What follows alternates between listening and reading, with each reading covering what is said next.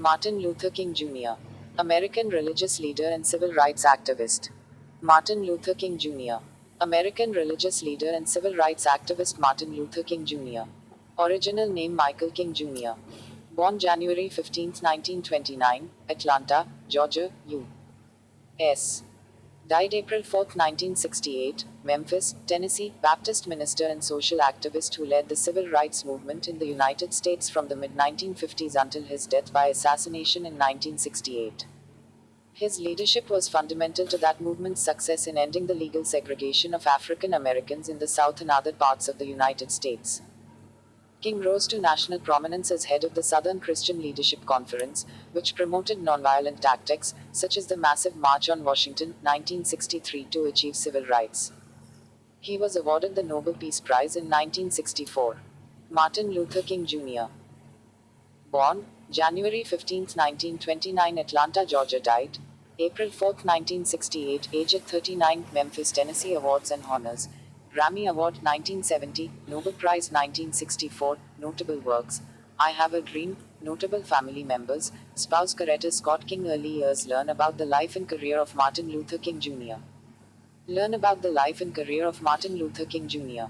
Explore the life and accomplishments of American Baptist minister and social activist Martin Luther King Jr. King came from a comfortable middle-class family steeped in the tradition of the Southern Black ministry. Both his father and maternal grandfather were Baptist preachers. His parents were college educated, and King's father had succeeded his father-in-law as pastor of the prestigious Ebenezer Baptist Church in Atlanta. The family lived on Auburn Avenue, otherwise known as Sweet Auburn, the bustling Black Wall Street, home to some of the country's largest and most prosperous black businesses and black churches in the years before the civil rights movement. Young Martin received a solid education and grew up in a loving extended family. This secure upbringing, however, did not prevent King from experiencing the prejudices then common in the South.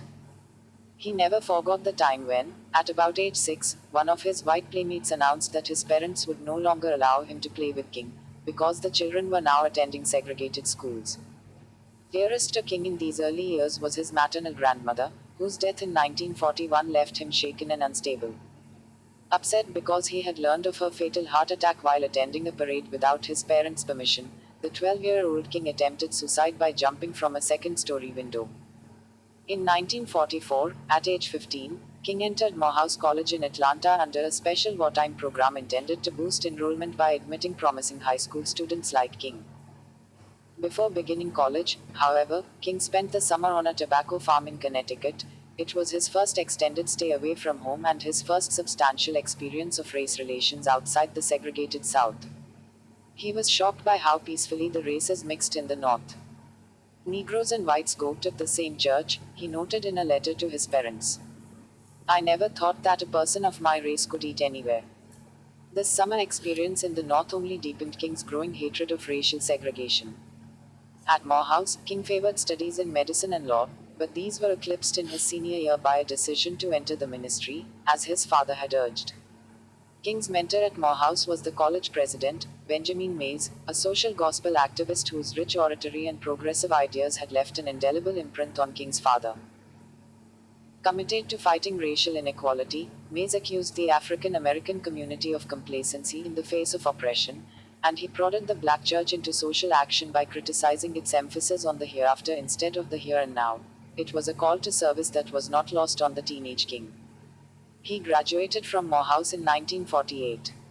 King spent the next 3 years at Crozer Theological Seminary in Chester, Pennsylvania, where he became acquainted with Mohandas Gandhi's philosophy of nonviolence as well as with the thought of contemporary Protestant theologians.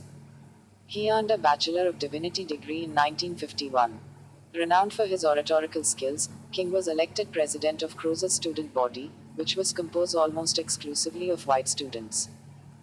As a professor at Crozer wrote in a letter of recommendation for King, the fact that with our student body largely Southern in constitution a colored man should be elected to and be popular in such a position is in itself no mean recommendation. From Crozer, King went to Boston University, where, in seeking a firm foundation for his own theological and ethical inclinations, he studied man's relationship to God and received a doctorate, 1955, for a dissertation titled, A Comparison of the Conceptions of God in the Thinking of Paul Tillich and Henry Nelson Weeman. The Montgomery bus boycott of Martin Luther King Jr. While in Boston, King met Coretta Scott, a native Alabamian who was studying at the New England Conservatory of Music. They were married in 1953 and had 4 children. King had been pastor of the Dexter Avenue Baptist Church in Montgomery, Alabama, slightly more than a year when the city's small group of civil rights advocates decided to contest racial segregation on that city's public bus system following the incident on December 1, 1955, in which Rosa Parks, an African American woman, had refused to surrender her bus seat to a white passenger and as a consequence was arrested for violating the city's segregation law. Activists formed the Montgomery Improvement Association to boycott the transit system and chose King as their leader. He had the advantage of being a young, well-trained man who was too new in town to have made enemies. He was generally respected, and it was thought that his family connections and professional standing would enable him to find another pastorate should the boycott fail. In his first speech to the group as its president, King declared, "We have no alternative but to protest. For many years we have shown an amazing patience. We have sometimes given our white brothers the feeling that we liked the way we were being treated. But we come here tonight to be saved from that patience that makes us patient with anything less than freedom and justice." These words introduced to the country a fresh voice, a skillful rhetoric, an inspiring personality, and in time a dynamic new doctrine of civil struggle. Although King's home was dynamited and his family's safety threatened, he continued to lead the boycott until, 1 year and a few weeks later, the city's buses were desegregated. The Southern Christian Leadership Conference, recognizing the need for a mass movement to capitalize on the successful Montgomery action, King set about organizing the Southern Christian Leadership Conference (SCLC), which gave him a base of operation throughout the South, as well as a national platform from which to speak. King lectured in all parts of the country and discussed race-related issues with religious and civil rights leaders at home and abroad. In February 1959, he and his party were warmly received by India's Prime Minister Jawaharlal Nehru and others. As the result of a brief discussion with followers of Gandhi about the Gandhian concepts of peaceful noncompliance, Satyagraha, King became increasingly convinced that nonviolent resistance was the most potent weapon available to oppressed people in their struggle for freedom. King also looked to Africa for inspiration. "The liberation struggle in Africa has been the greatest single international influence on American Negro students," he wrote. "Frequently I hear them say that if their African brothers can break the bonds of colonialism, surely the American Negro can break Jim Crow." In 1960, King and his family moved to his native city of Atlanta, where he became co-pastor with his father of the Ebenezer Baptist Church. At this post he devoted most of his time to the SCLC and the civil rights movement, declaring that the psychological moment has come when a concentrated drive against injustice can bring great, tangible gains. His thesis was soon tested as he agreed to support the sit-in demonstrations undertaken by local black college students. In late October, he was arrested with 33 young people protesting segregation at the lunch counter in an Atlanta department store. Charges were dropped, but King was sentenced to Reidsville State Prison Farm on the pretext that he had violated his probation on a minor traffic offense committed several months earlier. The case assumed national proportions, with widespread concern over his safety, outrage at Georgia's flouting of legal forms, and the failure of Pres. Dwight D. Eisenhower to intervene. King was released only upon the intercession of Democratic presidential candidate John F. Kennedy, an action so widely publicized that it was felt to have contributed substantially to Kennedy's slender election victory 8 days later. In the years from 1960 to 1965, King's influence reached its zenith. Handsome, eloquent, and doggedly determined, King quickly caught the attention of the news media, particularly of the producers of that budding medium of social change, television. He understood the power of television to nationalize and internationalize the struggle for civil rights, and his well-publicized tactics of active nonviolence, sit-ins, protest marches aroused the devoted allegiance of many African Americans and liberal whites in all parts of the country, as well as support from the administrations of Presidents Kennedy and Lyndon B. Johnson.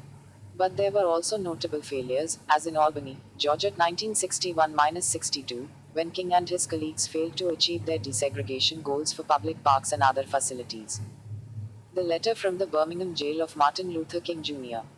In Birmingham, Alabama, in the spring of 1963, King's campaign to end segregation at lunch counters and in hiring practices drew nationwide attention when police turned dogs and fire hoses on the demonstrators. King was jailed along with large numbers of his supporters, including hundreds of schoolchildren.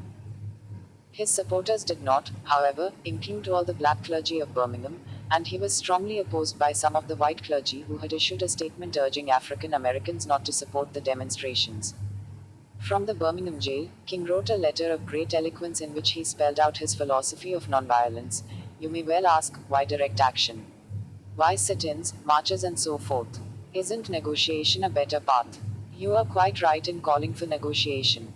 Indeed, this is the very purpose of direct action. Nonviolent direct action seeks to create such a crisis and foster such a tension that a community which has constantly refused to negotiate is forced to confront the issue. Near the end of the Birmingham campaign, in an effort to draw together the multiple forces for peaceful change and to dramatize to the country and to the world the importance of solving the U.S. racial problem, King joined other civil rights leaders in organizing the historic March on Washington. On August 28, 1963, an interracial assembly of more than 200,000 gathered peaceably in the shadow of the Lincoln Memorial to demand equal justice for all citizens under the law. Here the crowds were uplifted by the emotional strength and prophetic quality of King's famous "I Have a Dream" speech, in which he emphasized his faith that all men, someday, would be brothers. The rising tide of civil rights agitation produced, as King had hoped, a strong effect on national opinion and resulted in the passage of the Civil Rights Act of 1964, authorizing the federal government to enforce desegregation of public accommodations and outlawing discrimination in publicly owned facilities, as well as in employment. That eventful year was climaxed by the award to King of the Nobel Peace Prize in Oslo in December. I accept this award today with an abiding faith in America and an audacious faith in the future of mankind, said King in his acceptance speech. I refuse to accept the idea that the isness of man's present nature makes him morally incapable of reaching up for the eternal outness that forever confronts him. Challenges of the final years of Martin Luther King Jr. The first signs of opposition to King's tactics from within the civil rights movement surfaced during the March 1965 demonstrations in Selma, Alabama, which were aimed at dramatizing the need for a federal voting rights law that would provide legal support for the enfranchisement of African Americans in the South. King organized an initial march from Selma to the state capitol building in Montgomery but did not lead it himself. The marchers were turned back by state troopers with nightsticks and tear gas. He was determined to lead a second march, despite an injunction by a federal court and efforts from Washington to persuade him to cancel it. Heading a procession of 1,500 marchers, black and white, he set out across Pettus Bridge outside Selma until the group came to a barricade of state troopers.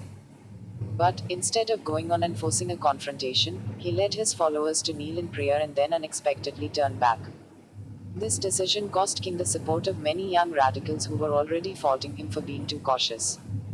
The suspicion of an arrangement with federal and local authorities, vigorously but not entirely convincingly denied, clung to the Selma affair. The country was nevertheless aroused, resulting in the passage of the Voting Rights Act of 1965. Throughout the nation, impatience with the lack of greater substantive progress encouraged the growth of black militancy. Especially in the slums of the large northern cities, King's religious philosophy of nonviolence was increasingly questioned. The rioting in the Watts district of Los Angeles in August 1965 demonstrated the depth of unrest among urban African Americans. In an effort to meet the challenge of the ghetto, King and his forces initiated a drive against racial discrimination in Chicago at the beginning of the following year. The chief target was to be segregation in housing. After a spring and summer of rallies, marches, and demonstrations, an agreement was signed between the city and a coalition of African Americans, liberals, and labor organizations, calling for various measures to enforce the existing laws and regulations with respect to housing. But this agreement was to have little effect. The impression remained that King's Chicago campaign was nullified partly because of the opposition of that city's powerful mayor, Richard J. Daley, and partly because of the unexpected complexities of northern racism. In Illinois and Mississippi alike, King was now being challenged and even publicly derided by young black power enthusiasts. Whereas King stood for patience, middle-class respectability, and a measured approach to social change, the sharp-tongued, blue jean-clad young urban radicals stood for confrontation and immediate change. In the latter's eyes, the suit wearing, calm spoken civil rights leader was irresponsibly passive and old beyond his years. King was in his 30s, more a member of the other side of the generation gap than their revolutionary leader. Malcolm X went so far as to call King's tactics criminal concerning nonviolence. It is criminal to teach a man not to defend himself when he is the constant victim of brutal attacks. Quote,